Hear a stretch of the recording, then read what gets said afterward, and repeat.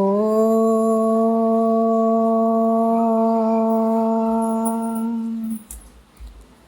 ಗುರುರ್ಬ್ರಹ್ಮ ಗುರುರ್ವಿಷ್ಣು ಗುರುರ್ದೇವೋ ಮಹೇಶ್ವರಃ ಗುರು ಸಾಕ್ಷಾತ್ ಪರಬ್ರಹ್ಮ ತಸ್ಮೈ ಶ್ರೀ ಗುರವೇ ನಮಃ. ಧ್ಯಾನ ಮೂಲ ಗುರುಮೂರ್ತಿ, ಪೂಜ್ಯ ಮೂಲ ಗುರುಪಾದ, ಮಂತ್ರ ಮೂಲ ಗುರುವಾಕ್ಯ, ಮುಕ್ತಿ ಮೂಲ ಗುರುಕೃಪಾ.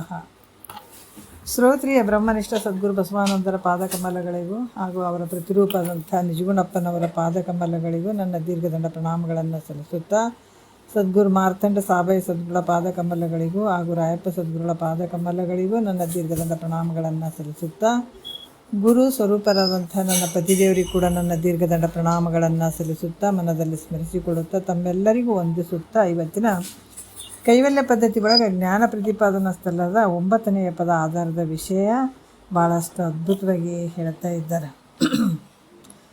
ಏನು ಹೇಳ್ತಾ ಇದ್ದಾರ?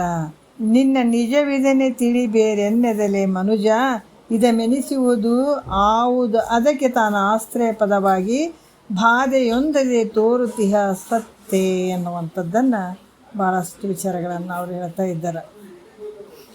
ಹಿಂದಿನ ವಿಚಾರದಲ್ಲಿ ಬಂದಿದ್ದಾವ. ಆಮೇಲೆ ಇವಾಗ ನಾವು 3ನೇ ನುಡಿಯಲ್ಲಿ ಹೇಳಬೇಕಾಗ್ತದೆ. ಎಲ್ಲವನ್ನಾರೈದು ನೋಡಲು ಇಲ್ಲೆನಿಸಿದ ನೇಹ ಎಲ್ಲಿ ನೆಲೆಸುವುದು, ತನ್ನಲ್ಲಿ ಅದರಿಂದೇ ಸುಖ ಅಂತ ಹೇಳ್ತಾ ಇದ್ದಾರೆ. ಯಾಕಂದ್ರೆ ನೀನು ಹೋಗುವಂಥ ದಾರಿ ಭಾಳ ತಪ್ಪಾಗ್ಯದಪ್ಪ. ನೀವು ಹೋಗುವಂಥ ದಾರಿ ಭಾಳ ತಪ್ಪೈತೆ. ಆದ್ರೆ ಸುಖ ಎಲ್ಲಿ ಹುಡುಕಕತ್ತಿದೆ? ಹೆಂಡತಿ, ಮಕ್ಕಳು, ಧನ, ಕನಕ, ವಸ್ತ್ರ, ಒಡವೆ, ಬಂಧು ಬಾಂಧವರು, ಇದರಲ್ಲಿ ನೀನು ದುಃಖವನ್ನು ಏನು ಮಾಡಕತ್ತಿದೆ? ಯಾಕಂದ್ರೆ ದುಃಖದಿಂದ ಕೂಡಿದಂಥದ್ದು ಇವೆಲ್ಲ ಒಂದು ಸಮಯದಲ್ಲಿದ್ದಂಗೆ ಒಂದು ಸಮಯದಲ್ಲಿ ಇರದೇ ಇರುವಂಥದ್ದು. ಇದರಲ್ಲಿ ನೀ ಆನಂದ ಹುಡ್ಕಕತ್ತೀಯಲ್ಲಪ್ಪ, ನಿನಗೆ ಏನು ಹೇಳಬೇಕು? ಇದ್ರಾಗ ಆನಂದ ಐತೇನೆ? ನಿನಗೆ ಅನುಭವಕ್ಕೆ ಬರ್ತದೆ ಇಲ್ಲ? ಈ ಒಂದೇ ಥರದಾಗ ಇದ್ದಂಗೆ ಒಂದೇ ಥರ ಇರ್ತದನು. ಅದಕ್ಕೆ ಆರು ನಾನೆಂದು ವಿಚಾರಿಸು ವಿಷಮ ಸಂಸಾರ ಹೆಂಗೆ ತಿಳ್ಕೊ ಅಂದ್ರೆ ಕನಸು ಅಂತ ತಿಳ್ಕೊ ಅಂತ ಹೇಳಿದಾರೆ ಅವರು. ಯಾಕೆ ಹೇಳಿದ್ದಾರೆ ಅಂತಂದ್ರೆ ವಿಷಮ ಅಂದ್ರೆ ಒಂದು ಟೈಮಿಗೆ ಇದ್ದಂಗೆ ಇನ್ನೊಂದು ಟೈಮಿಗೆ ಇರೋಂಗಿಲ್ಲ. ಒಂದು ಟೈಮಿಗೆ ಭಾಳ ಆನಂದವಾಗಿ ಕಂಡಂಗೆ ಆಗ್ತದೆ, ಇನ್ನೊಂದು ಟೈಮಿಗೆ ಇದು ಹಿಂಗೆ ಇರೋಂಗಿಲ್ಲ. ಹಾಗಾಗಿ ಇದ್ರ ಮೇಲೆ ನನಗೆ ಭಾಳ ಪ್ರೀತಿ ಐತಿ ಅಂತ ಅದರಿಂದ ಬೆನ್ನು ಬಿದ್ದಿಯಲ್ಲ, ಒಂದು ಟೈಮಿಗೆ ಇದ್ದಂಗೆ ಒಂದು ಟೈಮಿಗೆ ಇರ್ತದನು ಅಂದ್ರೆ ಇಲ್ಲ. ಅವು ಒಂದು ಕಾಲಕ್ಕೆ ಸುಖ ತೋರಿದಂಗೆ ಆಗ್ತದೆ, ಒಂದು ಕಾಲಕ್ಕೆ ದುಃಖ ತೋರಿದಂಗೆ ಆಗ್ತದೆ. ಅದಕ್ಕೆ ಅದ್ರ ಮೇಲೆ ನೀನು ಮೋಹ ಮಾಡಬೇಡಪ್ಪ. ಅದಕ್ಕೆ ನಿನ್ನ ಸ್ವರೂಪ ಹೆಂಗದಂತಂದ್ರೆ ಭಾಳ ಅದ್ಭುತವಾದಂಥದ್ದು, ಆನಂದ ರೂಪವಾಗಿರುವಂಥದ್ದು ಐತಿ ನಿನ್ನ ಸ್ವರೂಪ. ಎಲ್ಲಿ ಸುಖವನ್ನು ಹುಡ್ಕಕ್ಕೆ ಹೋಗ್ತಿ ಹೇಳು? ನಿನ್ನೊಳಗಾಯಿತು ಸುಖ. ಅದಕ್ಕೆ ಭಾಳಷ್ಟು ವಿಚಾರಗಳನ್ನು ಅವ್ರು ಹೇಳಿದ್ರು, ದೃಷ್ಟಾಂತ ಕೊಟ್ಟು ಕೂಡ ಹೇಳಿದ್ದಾರೆ ನಿನ್ನೆ. ಯಾವ ರೀತಿ ತನ್ನಲ್ಲೇ ಇರುವಂಥ ಸಂಪತ್ತು ಹೆಂಗದ? ನಿನ್ನ ಮನೆಯಲ್ಲೇ ಅದು ಸಂಪತ್ತು. ಸಂಪತ್ತು ಗೊತ್ತಾಗದೇನೆ ಯಾವಾಗ ಅದ್ರ ಮೇಲೆ ತಿರುಗಾಡ್ತಿದ್ದಿ, ಉಣ್ತಿದ್ದಿ, ಕುಂದಿರ್ತಿದ್ದಿ, ನಿಂದಿರ್ತಿದ್ದಿ, ಬಡವ ಅಂತ ಅಳುತ್ತಿದ್ದಿ. ಆದ್ರೆ ಅಂಜನಗಾರನಿಂದ ನಿನ್ನ ಮನ್ಯಾಗ ಸಂಪತ್ತು ಐತಪ್ಪ, ನಿನ್ನ ಮನ್ಯಾಗ ಆಸ್ತಿ ಅಂತ ಒಂದು ನಿಧಿ ನಿನ್ನ ಮನೆಯಲ್ಲೇ ಐತೆ ಅಂತ ಆತ ತೋರಿಸಿದಾಗ ಹೆಂಗೆ ಖುಷಿ ಆಗ್ತಾನೋ ಹಂಗೆ ನಿನ್ನಲ್ಲಿರುವಂಥ ಒಂದು ಆನಂದ ಐತೆ. ಅದು ಯಾರು ತೋರಿಸ್ತಾನಂದ್ರೆ ಸದ್ಗುರು ತೋರಿಸ್ತಾನ. ಆವಾಗ ಖುಷಿ ಆಗ್ತಾನೆ ನೋಡ್ರಿ. ಮೊದಲ ಭಾಳ ದುಃಖಿಯಾಗಿದ್ದೆ, ಏನು ಇಲ್ಲ ಅಂತ ದುಃಖಿಯಾಗಿದ್ದ. ಯಾವಾಗ ಸದ್ಗುರುನಾಥ ಅದನ್ನು ತೋರಿಸ್ತಾನ, ಅದನ್ನು ಯಾಕಂದ್ರೆ ತೋರಿಸಿದಾಗ ಆನಂದ ಆಗ್ತಾನೆ. ಆಮೇಲೆ ಸಂತೋಷ ಅಲ್ಲೇ ಆಗ್ತದೆ, ಸುಖವಾಗಿ ಆಗ್ತಾನೆ. ಯಾಕಂದ್ರೆ ಸುಖದಿಂದ ಇರ್ತಾನತ. ಯಾಕಂದ್ರೆ ಸುಖದ ಇಚ್ಛೆಯನ್ನು ಮಾಡೋದಕ್ಕೆ ಏನು ಸುಖದ ಇಚ್ಛೆ ಮಾಡ್ತಾನಲ್ಲ. ಈ ಪ್ರಶ್ನೆ ಏನು ಕೇಳಿದೆ? ಆನಂದ ಸ್ವರೂಪನೇ ನಾನು ಆಗಿದ್ರೆ ಮತ್ತು ಸುಖದ ಇಚ್ಛೆ ಯಾಕಾಗ್ತದೆ ನಮಗೆ ಅಂತ ಕೇಳಿದಂಥ ಪ್ರಶ್ನೆ ಕೇಳಿದಾನ ಯಾರೋ ಶಿಷ್ಯ. ಅದಕ್ಕೆ ಹೇಳ್ತಾರೆ ಅವರು, ಆ ಮರ್ತು ಹೋಗ್ಯದ ಸ್ವರೂಪ, ನಿನ್ನ ಸ್ವರೂಪ ನೀನು ಮರ್ತದಕ್ಕಾಗಿ ನೀನು ಸುಖದ ಇಚ್ಛೆ ಮಾಡಾಕತ್ತಿದಿ. ಯಾಕಂತಂದ್ರೆ ಸುಖದ ಇಚ್ಛೆ ಯಾಕೆ ಮಾಡಾಕತ್ತಿದ್ರೆ ನೀನು ಎಂಥವ್ನಿದಿ, ನಿನ್ನಲ್ಲಿ ಎಂಥ ಆನಂದದ ಅನ್ನೋದನ್ನೇ ನೀ ಮರ್ತು ಬಿಟ್ಟು ಸುಖದ ಅಪೇಕ್ಷೆಯನ್ನು ಮಾಡಾಕತ್ತಿದೆಯಪ್ಪ. ಯಾವುದಕ್ಕೆ ಇದಕ್ಕೆ ಕಾರಣ? ನಿನ್ನ ಮರಿವೇ ಇದಕ್ಕೆ ಕಾರಣ. ಅದಕ್ಕೆ ಕೀಲಿ ಕೈ ತನ್ನಲ್ಲೇ ಇರಿಸ್ಕೊಂಡು, ತನ್ನಲ್ಲೇ ಎಲ್ಲೋ ಇದರಲ್ಲಿ ಈಗ ಹಾಕ್ಕೊಂಡಿರ್ತಾನೆ. ಕೀಲಿ ಕೈ ತನ್ನಲ್ಲೇ ಇಟ್ಕೊಂಡಿರ್ತಾನೆ, ಆದ್ರೆ ಹುಡುಕ್ತಿರ್ತಾನೆ. ಹುಡುಕ್ತಿರ್ತಾನೆ. ಎಲ್ಲಿ ಹುಡುಕ್ತಿರ್ತಾನೆ? ಹೊರಗಡೆ ಹುಡುಕ್ತಿರ್ತಾನೆ. ಆದರೆ ಕೀಲಿ ಕೈಯಲ್ಲಿರ್ತದೆ, ತನ್ನ ಬಳ್ಳೆ ಇಟ್ಕೊಂಡಿರ್ತಾನೆ, ಮತ್ತು ಬೇರೆ ಕಡೆ ಹುಡುಕ್ತಿರ್ತಾನೆ. ಅದಕ್ಕೆ ಇಲ್ಲಿ ಕೂಡ ಹೇಳ್ತಾರಲ್ಲ, ಈ ವಿಷಯಗಳಲ್ಲಿ ಸುಖ ಐತೆ ಅಂತ ಹೇಳ್ಬಿಟ್ಟು ತಿಳಿಯುವಂಥದ್ದೇನು ಐತಲ್ಲ, ಹೊರಗಡೆ ಸುಖ ಐತೆ ಅನ್ನುವಂಥದ್ದು, ವಿಷಯಾದಿಗಳ ಮೇಲೆ ಮೋಹ ಮಾಡುವಂಥದ್ದು, ಅದರಲ್ಲೇ ಸುಖ ಐತೆ ಅನ್ನುವಂಥದ್ದು ತಿಳಿಯುವಂಥದ್ದು ಏನೈತೆ ಅದು ದೊಡ್ಡ ಭ್ರಮೆ ಆಗ್ಯದ. ಅದಕ್ಕೆ ಇಲ್ಲಿ ಕೂಡ ಹೇಳ್ತಾರೆ, ವಿಷಯ ನಮ್ಗೆ ಸಿಕ್ಕಾಗ, ನಮಗೇನೋ ಒಂದು ವಿಷಯವನ್ನು ಅಥವಾ ಏನೋ ವಸ್ತುವನ್ನು ಪಡ್ಕೊಡ್ಬೇಕಂತಂದಾಗ ಅವಾಗ ನಮಗೆ ಖುಷಿ ಆದಂಗೆ ಆಗ್ತದೆ. ಆದ್ರೆ ಅದರಿಂದ ನಮಗೆ ದುಡ್ಡು ಬಂದಾಗ ನಮಗೆ ಖುಷಿ ಆದಂಗೆ ಆಗ್ತದೆ. ಆದರೆ ದುಡ್ಡಿನಿಂದ, ಆಸ್ತಿಯಿಂದ ನಮಗೆ ಸಂತೋಷ ಆಗ್ಯದಂತ ಅನ್ನಂಗೆ ಆಗ್ತದೆ, ಅದು ಭ್ರಾಂತಿ. ಅದು ಅದಕ್ಕೆ ಯಾವಾಗ ಹೊರಗಡೆಯಿಂದ ನಮಗೆ ವಿಷಯಾದಿಗಳಲ್ಲಿ ಸುಖ ಐತೆ ಅಂತ ನಿನ್ನ ಮನಸ್ಸಿಗೆ ಅನ್ನಿಸ್ತದೆ, ಅದು ನೀನು ದೊಡ್ಡ ಭ್ರಾಂತಿಯಪ್ಪ ಅದು. ಅದಕ್ಕೆ ಈ ರೀತಿಯಾಗಿ ಇಚ್ಛೆ ಏನಿರ್ತದೆ, ಇಂಥ ವಸ್ತುವನ್ನು ಪ್ರಾಪ್ತಿ ಮಾಡ್ಕೊಳ್ಬೇಕು ಅನ್ನುವಂಥ ನಿನ್ನಲ್ಲಿ ಇಚ್ಛೆ ಏನಿರ್ತದೆ, ಅದು ರಜೋಗುಣದಿಂದ ಚಂಚಲಾಗಿರ್ತದೆ ನಿನ್ನ ಮನಸ್ಸು. ಅಲ್ಲಿ ರಜೋಗುಣ, ಆ ವಿಷಯ ತೊಗೊಳ್ಬೇಕು, ಈ ವಿಷಯ ಪಡ್ಕೊಳ್ಬೇಕು, ವಸ್ತುಗಳನ್ನು ಪಡ್ಕೊಳ್ಬೇಕು ಅನ್ನುವಂಥದ್ದು ನಿನಗೇನು ಮನಸ್ಸಿನಾಗ ಇರ್ತದಲ್ಲ, ಅದು ಯಾವುದರಿಂದ ಆಗ್ತದೆ? ರಜೋಗುಣದಿಂದ ಆಗ್ತದೆ. ಯಾಕಂತಂದ್ರೆ ಅಲ್ಲಿ ಆ ರಜೋಗುಣ ಇದ್ದಾಗ ಆತ್ಮನ ಒಂದು ಸ್ವರೂಪದ ಸುಖ ನಿನಗೆ ತೋರಂಗಿಲ್ಲ. ಅದಕ್ಕೆ ಪ್ರತಿಯೊಬ್ಬರ ಹತ್ರ ಈ ಜಾಗ್ರ, ಸ್ವಪ್ನ, ಸುಸುಪ್ತಿ ಏನು ಅವಸ್ಥೆಗಳೂ ಅದಾವೆ. 3 ಗುಣಗಳು ಅದಾವೆ, ಸತ್ವ, ರಜೋ, ತಮ. ನೋಡ್ರಿ, ಸತ್ವಗುಣ ನಮ್ಮೊಳಗೆ ಸತ್ವಗುಣ ಬಂದಾಗ ಮನಸ್ಸು ಶಾಂತ ಆಗಿರ್ತದೆ, ರಜೋಗುಣ ಬಂದಾಗ ಚಂಚಲ ಆಗಿರ್ತದೆ, ತಮಗುಣ ಬಂದಾಗ ಆಲಸ್ಯ ಭಾವ ಬಂದಿರ್ತದೆ, ಮೂಢತನ ಬಂದಿರ್ತದೆ ಭಾವ. ಮತ್ತು ಎಲ್ಲಿ ಬರ್ತದೆ? ನಿನ್ನೊಳಗೆ ಬರ್ತದೆ. ಅದಕ್ಕೆ ಇಲ್ಲಿ ಕೂಡ ಮನಸ್ಸು ಯಾವಾಗ ನಿನಗೆ ರಜೋಗುಣ ಹೋಗಿ ಸಾತ್ವಿಕ ಗುಣ ಬರ್ತದೆ, ಆವಾಗ ಮನಸ್ಸು ಶಾಂತ ಆಗ್ತದೆ, ಶುದ್ಧ ಆಗ್ತದೆ. ಸಾತ್ವಿಕ ನಿಶ್ಚಲವಾದ ವೃತ್ತಿಯಲ್ಲಿ ಏನಾಗ್ತದೆ?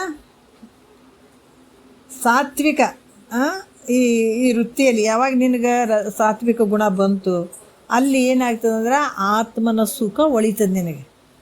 ಸಾತ್ವಿಕ ಭಾವ. ಈಗ ವಸ್ತುಗಳು ನಮಗೆ ಪ್ರಾಪ್ತಿ ಆದಾಗ ಕೂಡ ಆ ಪ್ರಾಪ್ತಿ ಮಾಡ್ಕೊಳ್ಳುವಂಥ ಸಂದರ್ಭದಲ್ಲಿ ರಜೋಗುಣ ಇರ್ತದೆ. ತಿಳ್ಕೊಬೇಕು ನೋಡ್ರಿ, ಭಾಳ ಸೂಕ್ಷ್ಮದ.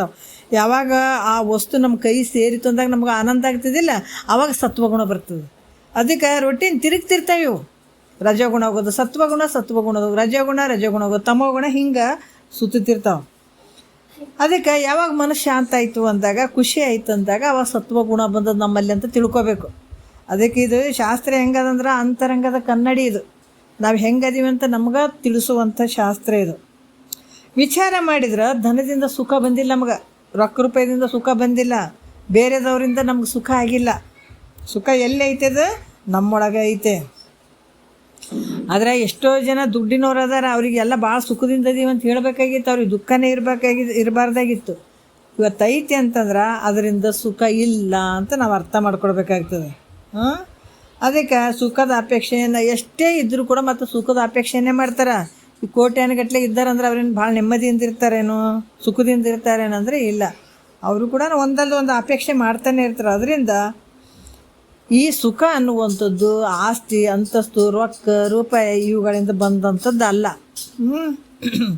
ಯಾವ ರೀತಿ ನಾಯಿ ತನ್ನಲ್ಲಿರುವಂಥ ಎಲುಬನ್ನು ಕಡಿತಿರ್ತದ, ಆ ಎಲುಬಿನಾಗ ಏನಾರು ಇರ್ತದನ್ನು, ರಸ ಏನಾರು ಇರ್ತದನ್ನು, ಮಾಂಸ ಇರ್ತದ, ರಸ ಇರ್ತದೆ, ಏನೂ ಇರೋಂಗಿಲ್ಲ. ಆದರೆ ಕಡಿತಾ ತನ್ನ ಒಸಡಿಯಿಂದ ರಕ್ತ ಬರ್ತಿರ್ತದೆ. ಆ ರಕ್ತವನ್ನು ಅದನ್ನು ಕುಡಿತಿರ್ತದೆ ನೋಡ್ರಿ.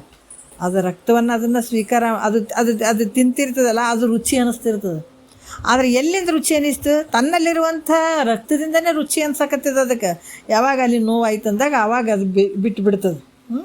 ಅದೇ ರೀತಿ ಕೂಡ ಇಲ್ಲಿ ನಾಯಿ ಎಲುಬಿನಾಗ ರುಚಿ ಅಂತ ತಿಳ್ಕೊಂಡು ಅದನ್ನು ಕಚ್ಚಿಕೊಂಡು ತಿರುಗಾಡಕತ್ತಿಬಿಟ್ಟಿರ್ತದಲ್ಲ, ಅದು ಅದ್ರಾಗ ಏನಾರು ಇರ್ತದೇನಂದ್ರೆ ಏನೂ ಇರೋಂಗಿಲ್ಲ.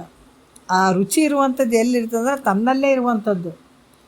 ಇದನ್ನು ತಿಳಿಲಾರ್ದೇ ಎಲುಬಿನಲ್ಲಿ ರುಚಿ ಐತೆ ಅಂತ ಭ್ರಾಂತಿಯಿಂದ ಕೂಡಿರ್ತದೆ ಅದು. ಈ ದೃಷ್ಟಾಂತದಂಗೆ ನೋಡ್ರಿ, ತನ್ನ ಸುಖವೇ ಸಾತ್ವಿಕ ವೃತ್ತಿಯಲ್ಲಿ ಹೊಳಿತದೆ. ತನ್ನ ಸುಖನೇ ಎಲ್ಲಿದು ಬರ್ತದದು?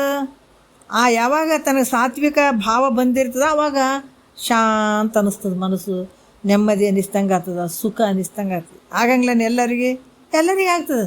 ಯಾವುದೋ ಒಂದು ವಿಷಯ ನಮಗೆ ಪಡ್ಕೊಂಡಾಗ ನಮಗೆ ಸುಖ ಅನ್ನಿಸ್ದಂಗೆ ಆಗ್ತದೆ, ಖುಷಿ ಆದಂಗೆ ಆಗ್ತದೆ. ಅದಕ್ಕೆ ಈ ಸಾತ್ವಿಕ ವೃತ್ತಿಯಲ್ಲಿ ಏನಾಗ್ತದೆ? ಆ ವಿಷಯ ತೋರಿದಾಗ, ವಿಷಯ ಸುಖ ತೋರಿದಾಗ ಏನಾಗ್ತದೆ ನಮಗೆ ಆ ಒಂದು ಸುಖ ಆದಂಗೆ ಆಗ್ತದೆ. ಆದರೆ ನಿಜವಾದ ಸುಖ ಏನಂದ್ರೆ ಭ್ರಾಂತಿಯಿಂದ ಕೂಡಿದಂಥದ್ದು. ಆದ್ರೆ ನೀನು ನಿಜವಾಗಿ ಹೆಂಗೆ ಅಂದ್ರಪ್ಪ ಅಂದ್ರೆ ಸುಖ ರೂಪನೇ ನೀನಿದ್ದಿ. ತನ್ನ ಸುಖ ಸಾತ್ವಿಕ ವೃತ್ತಿಯಲ್ಲಿ ಏನಾಗ್ತದೆ, ತನ್ನ ನಿಜವಾದ ಸುಖ ಸಾತ್ವಿಕ ವೃತ್ತಿಯಲ್ಲಿ ಪ್ರತಿಬಿಂಬಿಸ್ತದೆ. ಅರ್ಥ ಆಯ್ತಲ್ಲ?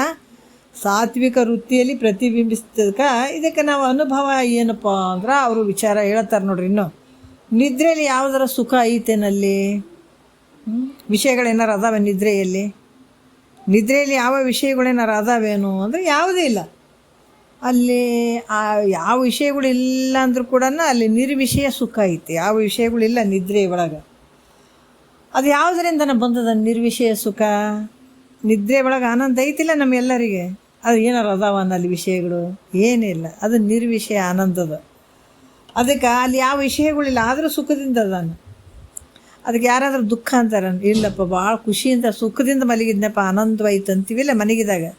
ಅದಕ್ಕೆ ಅದು ನಿರ್ವಿಷಯ ಆನಂದ ಇದ್ದರೂ ಕೂಡ ವಿಷಯಗಳಲ್ಲಿ ಸುಖ ಬುದ್ಧಿ ಅನ್ನುವಂಥದ್ದು ಭ್ರಮೆ ಆಗ್ಯದದು. ಅದಕ್ಕೆ ಅಲ್ಲಿ ಕೂಡ ಆ ವಿದ್ಯೆಯಲ್ಲಿ ನಿನ್ನ ಒಳಗಡೆ ಇರುವಂಥ ಒಂದು ಏನು ಸುಖದ ಒಂದು ಬಿಂಬ, ಸುಖದ ಒಂದು ಪ್ರತಿಬಿಂಬ ಅವಿದ್ಯೆಯಲ್ಲಿ ಪ್ರತಿಬಿಂಬಿಸಿರ್ತದೆ ಎಲ್ಲಿ ನಿದ್ರೆ ಒಳಗೆ. ಅದಕ್ಕೆ ಅದು ನಮಗೆ ಸುಖ ಅನ್ನಿಸ್ದಂಗೆ ಆಗ್ತದೆ ಅಲ್ಲಿ ಕೂಡ. ಅದಕ್ಕೆ ಈ ರೀತಿಯಾಗಿ ನೀನು ಹೆಂಗಿದೆಪ್ಪ ಅಂತಂದ್ರೆ ಆನಂದ ಸ್ವರೂಪನೇ ನೀನಿದ್ದಿ. ಅದಕ್ಕೆ ಈ ಹೆಂಡತಿ ಮಕ್ಕಳು ನಿನಗೆ ಅವರು ಚಂದ ಅನುಕೂಲ ಆದ್ರು ಅಂದ್ರೆ ಅವ್ರು ನಿನ್ನ ಮೇಲೆ ಪ್ರೀತಿ ಮಾಡ್ತಾರೆ, ಅವ್ರ ಮೇಲೆ ಪ್ರೀತಿ ಇರ್ತದೆ. ಅನುಕೂಲ ಆಗಿದ್ರಂದ್ರೆ ಅವ್ರ ಮೇಲೆ ನಿನಗೆ ಪ್ರೀತಿ ಇರ್ತದೆ. ಪ್ರತಿಕೂಲ ಆದರೆ ನಿನಗೆ ಪ್ರೀತಿ ಹೋಗ್ತದೆ. ಯಾವಾಗಲೂ ಇರ್ತದೆ ಅವ್ರ ಮೇಲೆ ನಿನಗೆ ಪ್ರೀತಿ ಇರೋಂಗಿಲ್ಲ. ಅವ್ರು ನಿನಗೆ ಚಂದ ನೋಡಿಕೊಂಡ್ರು ಮಾಡ್ಕೊಂಡ್ರು ಚಂದ ಇದ್ರಂದ್ರೆ ಅವ್ರ ಮೇಲೆ ಪ್ರೀತಿ ಇರ್ತದೆ, ಇರಲಿಲ್ಲ ಅಂದ್ರೆ ಹೋಗ್ತದೆ. ಅದಕ್ಕೆ ತನ್ನ ಮೇಲಿದ್ದ ಪ್ರೀತಿ ಎಂದೂ ಹೋಗೋದಿಲ್ಲ ನೋಡು. ತನ್ನ ಮೇಲೆ ಇರುವಂಥ ಪ್ರೀತಿ ಮಾತ್ರ ಎಲ್ಲೂ ಹೋಗಲ್ಲ. ಬೇರೆ ಯಾವುದ್ರ ಮೇಲೆ ನಾವು ಪ್ರೀತಿ ತೋರಿಸ್ಬೋದಾದ್ರೆ ತನ್ನ ಮೇಲಿರುವಂಥ ಪ್ರೀತಿ ಯಾವುದಕ್ಕೂ ತೋರ್ಸಂಗಿಲ್ಲ. ಅದಕ್ಕೆ ತನಗಿಂತ ಪ್ರಿಯವಾದ ವಿಷಯ ಮುಂದುಂಟೆ ಅಂತ ಹೇಳಿದ್ದಾರೆ. ತನಗಿಂತ ಪ್ರಿಯವಾದಂಥ ವಿಷಯ ಜಗತ್ತಿನಲ್ಲಿ ಯಾವುದೂ ಇಲ್ಲ ಅಂತ ನಿಜಗುಂಡ್ರು ಹೇಳಿದ್ದಾರೆ. ತನಗಿಂತಂದರೆ ಯಾರು? ಆತ್ಮನಿಗಿಂತ. ಈಗ ನಿನ್ನೊಳಗೆ ನೀನು ನೋಡ್ರಿ, ಅದೇ ಆತ್ಮನ ಬೆಳಕಿನಲ್ಲೇ ಓಡಾಡಕತ್ತಿದೆ, ಅದನ್ನು ಕಾಣಲಾರ್ದ ಕುಂತಿದೆ. ಪರಮಾತ್ಮ ಎಲ್ಲದಾನಂದ್ರೆ ನಿನ್ನೊಳಗೆ ಅದಾನ. ಆತನ ಒಂದು ಆಧಾರದಲ್ಲೇ ನೀನು ತಿರುಗಾಡಕತ್ತಿದಿ. ಆದ್ರೆ ಆತ ಕಾಣಲಾರ್ದ ಕುಂತಿದ್ದಾನೆ ನಿನಗೆ. ಯಾಕೆ? ನೀನು ಮರ್ತದಕ್ಕಾಗಿ, ಭ್ರಮೆ ಆದದಕ್ಕಾಗಿ. ಅದಕ್ಕೆ ಪ್ರೀತಿಯನ್ನು ಈ ರೀತಿಯಿಂದ ಈ ವಿಷಯಗಳ ಮೇಲೆ ಪ್ರೀತಿಯನ್ನು ಮಾಡೋದ್ರಿಂದ ತನ್ನಲ್ಲಿ ಮುಖ್ಯವಾದಂಥ, ಯಾಕಂದ್ರೆ ಭಾಳಷ್ಟು ನಿನ್ನಲ್ಲಿ ಒಂದು ಬಿಂಬ ಆನಂದ ಐತೆ.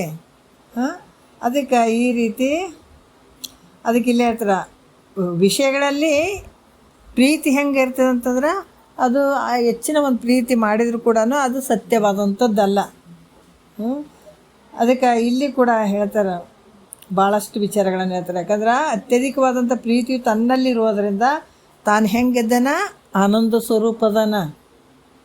ಅದಕ್ಕೆ ಈ ರೀತಿ ಉಳಿದಂಥವು ಭೋಗ ಭಾಗ್ಯಾದಿ ವಸ್ತುಗಳಲ್ಲಿ ಯಾವ ಪ್ರೀತಿ ಕೂಡ ಅಲ್ಲಿ ಇಲ್ಲಪ್ಪ. ಅದಕ್ಕೆ ನೀನು ಇದು ಮಾಡಬೇಡ, ಮರಳಾಗಬೇಡ ಅಂತ ಇಲ್ಲಿ ಕೂಡ ಭಾಳಷ್ಟು ವಿಚಾರಗಳನ್ನು ಹೇಳ್ತಾರೆ ಅವರು. ಮತ್ತು ಇನ್ನೂ ಒಂದು ನೋಡ್ರಿ, ಭಾಳಷ್ಟು ಯಾರಾದರೂ ನಮ್ಗೆ ನೋಡ್ರಿ ತನ್ನ ಮೇಲೆ ತನಗೆ ಹೆಂಗೆ ಪ್ರೀತಿ ಅಂತ ಅನ್ನೋದಕ್ಕಾಗಿ ಇಲ್ಲಿ ಕೆಲವು ವಿಷಯಗಳನ್ನು ಹೇಳ್ತಾರೆ. ಶರೀರ, ಹೆಂಡತಿ, ಮಕ್ಕಳು ಇವೆಲ್ಲ ಶರೀರಗಳಿಗಿಂತ ತನಗೆ ಭಾಳಷ್ಟು ಮಮಕಾರ ಐತೆ ತನ್ನ ಶರೀರದ ಮೇಲೆ. ತನ್ನ ಶರೀರದ ಮೇಲೆ ತನಗೆ ಭಾಳ ಮುಖ್ಯ ಅದ ಅನ್ನೋದಕ್ಕೆ ಹೆಂಡತಿ ಮಕ್ಕಳು ಶರೀರಗಿಂತಲೂ ತನ್ನ ದೇಹದ ಮೇಲೆ ಅತ್ಯಧಿಕವಾದಂಥ ಒಂದು ಪ್ರೀತಿ ಅದ. ಇಂದ್ರಿಯಗಳ ಮೇಲೆ ಅದಕ್ಕಿಂತ ಶರೀರದ ಮೇಲೆ ಇರೋದಕ್ಕಿಂತ ಇಂದ್ರಿಯಗಳ ಮೇಲೆ ಭಾಳ ಪ್ರೀತಿ ಅದ.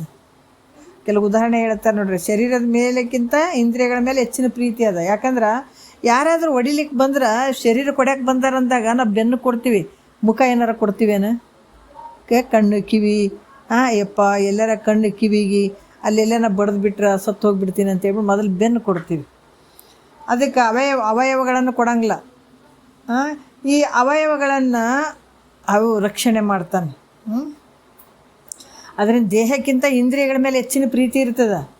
ಮತ್ತು ಈ ದೇಹಕ್ಕಿಂತ ಅವಯವಗಳ ಮೇಲೆ ಹೆಚ್ಚಿನ ಪ್ರೀತಿ ಇದ್ದುಕೊಂಡು ಮತ್ತು ಪ್ರಾಣದ ಅದಕ್ಕಿಂತ ಅವಯವಗಳಿಗಿಂತ ಹೆಚ್ಚಿನ ಪ್ರೀತಿ ಎಲ್ಲಿರ್ತದೆ ಅಂದ್ರೆ ಪ್ರಾಣದ ಮೇಲೆ ಇರ್ತದೆ. ಯಾಕಂದ್ರೆ ಈ ಪ್ರಾಣ ಹೋಗುವಂಥ ಸಂದರ್ಭದಲ್ಲಿ ಕಣ್ಣು ಹೋಗಲಿ, ಕಿವಿ ಹೋಗಲಿ, ಯಾಕಂದ್ರೆ ಮೊದಲ ಅವಯವಗಳ ಮೇಲೆ ಭಾಳಷ್ಟು ಪ್ರೀತಿ ಇತ್ತಲ್ಲ.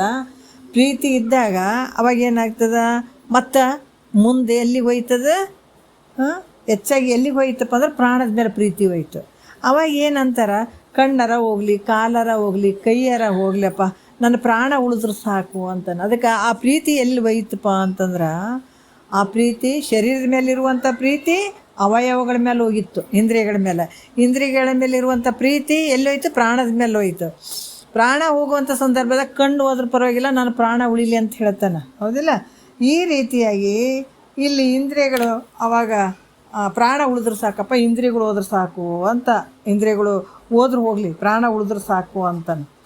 ಅದಕ್ಕೆ ಈ ರೀತಿ ಇಲ್ಲಿ ಪ್ರಾಣ ಉಳಿದ್ರೆ ಸಾಕು ಅಂತ ನಿಶ್ಚಯ ಮಾಡಿದಂಥವ ಇಂದ್ರಿಯಗಳನ್ನು ಅವಾಗ ಕತ್ತರಿಸ್ಲಿಕ್ಕೆ ಕೂಡ ರೆಡಿ ಆಗ್ತಾನೆ ನಾವು. ಅದಕ್ಕೆ ಇಂದ್ರಿಯಗಳಿಗಿಂತಲೂ ಪ್ರಾಣದ ಮೇಲೆ ಪ್ರೀತಿ ಅಧಿಕ ಐತೆ ಅಂತ ನಮ್ಗೆ ಗೊತ್ತಾಗ್ತದೆ. ಪ್ರಾಣಕ್ಕಿಂತಲೂ ಆತ್ಮನ ಮೇಲೆ ಅಧಿಕವಾದಂಥ ಪ್ರೀತಿ ಐತೆ. ಯಾಕಂದ್ರೆ ಹೊಟ್ಟೆ ಪಟ್ಟೆ ಭಾಳ ನೋಯ್ತಿತ್ತು, ಮಾಡ್ತಿತ್ತು, ಭಾಳ ಕಷ್ಟ ಇತ್ತು ಶರೀರಕ್ಕೆ ಅಂತಂದಾಗ, ಅವಾಗ ಏನು ಮಾಡಿದ್ರು ಹೋಗಲಿಲ್ಲ ಅಂತಂದಾಗ ಅವ್ರು ಹೇಳ್ತಾರ, ಈ ಪ್ರಾಣವಾದ್ರೆ ನಾನು ಆರಾಮಾಗಿರ್ತೀನಿ ಅಂತಾರಿಲ್ಲ. ಯಾರಾದರೂ ಕೇಳಿದಾಗ ನೋಡ್ರಿ, ಭಾಳಷ್ಟು ಶರೀರಕ್ಕೆ ತ್ರಾಸಾದಾಗ ಯಾರ ಹತ್ರನ ಹೋದಾಗ ಕೇಳಬೇಕು, ಯಪ್ಪ ಯಾವಾಗ ಈ ಪ್ರಾಣ ಹೋಗಿತ್ತು, ಯಾವಾಗ ಸತ್ತೋದೆ ಅನ್ನಂಗಾಗ್ಯದವ, ಅವಾಗ ಆರಾಮಿರ್ತೀನಿ ನಾನು ಅಂತಾರೆ.